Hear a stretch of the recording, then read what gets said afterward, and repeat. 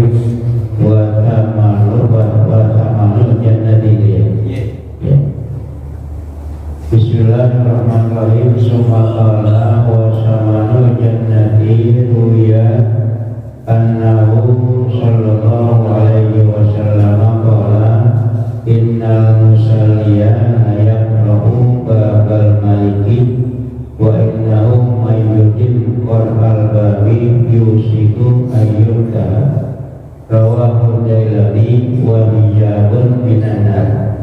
Qala alaihi salatu wassalam as-salatu mizanun faman awfa istawfa.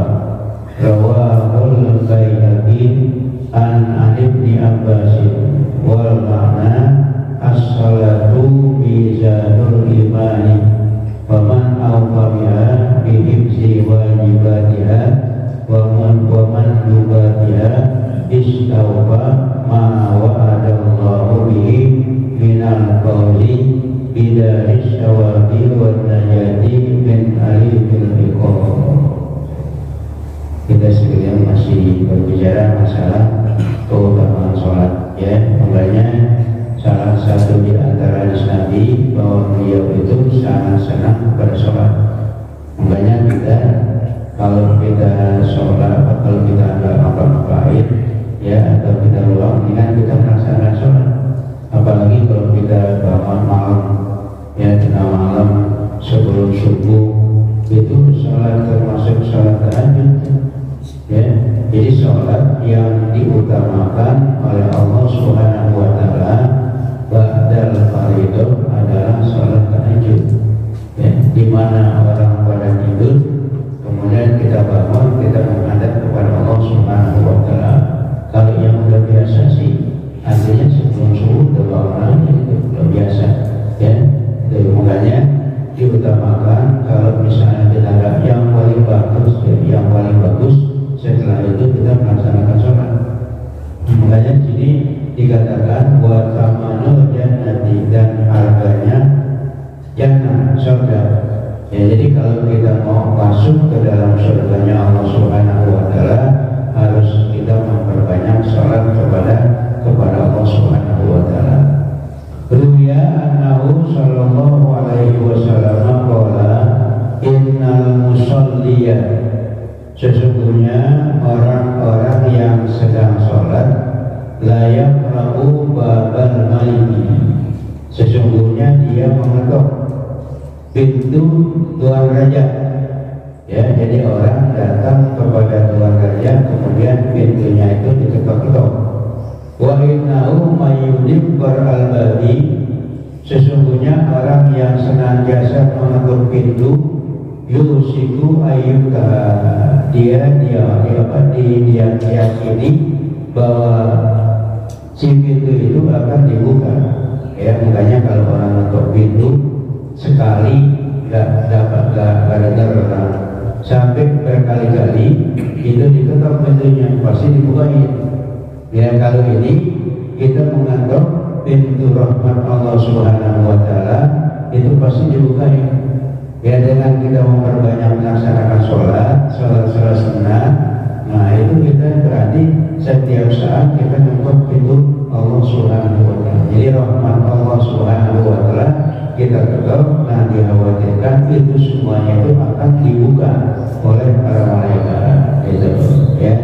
Rawahu Dailami, hadis ini diriwayatkan oleh Imam Dailami.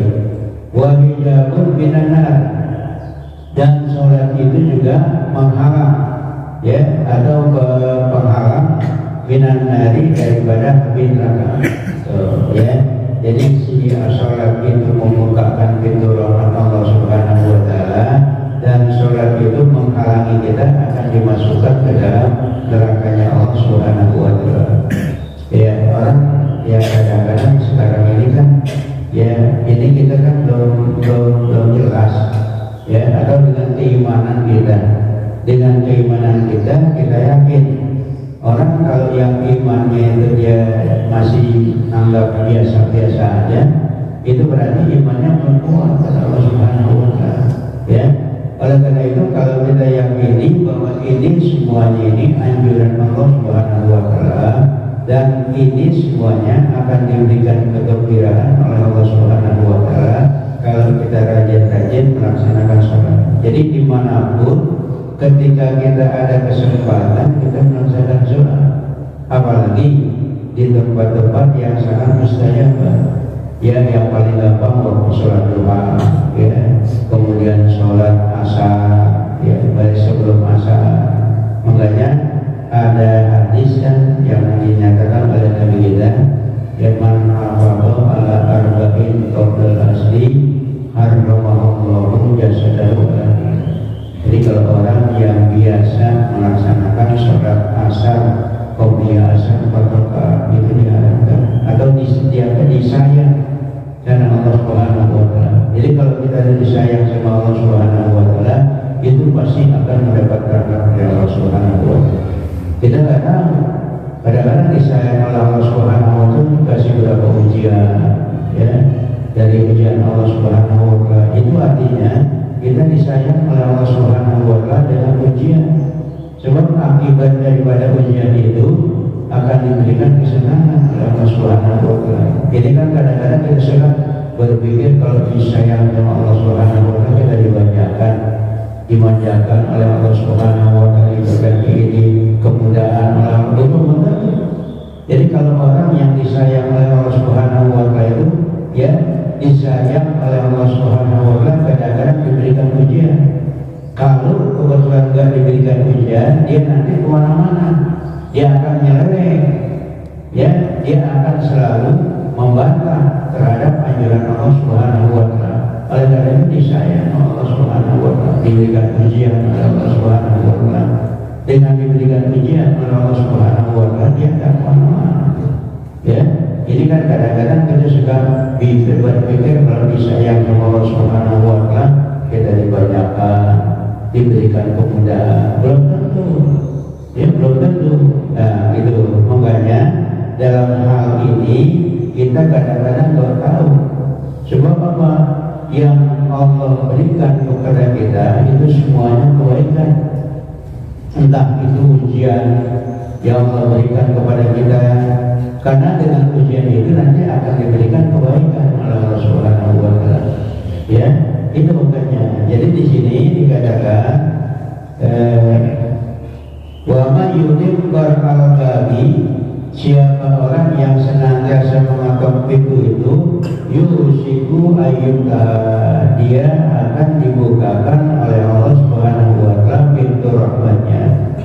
Wa hijabun binanar, as-salatu mizanun, salat itu adalah satu timbangan.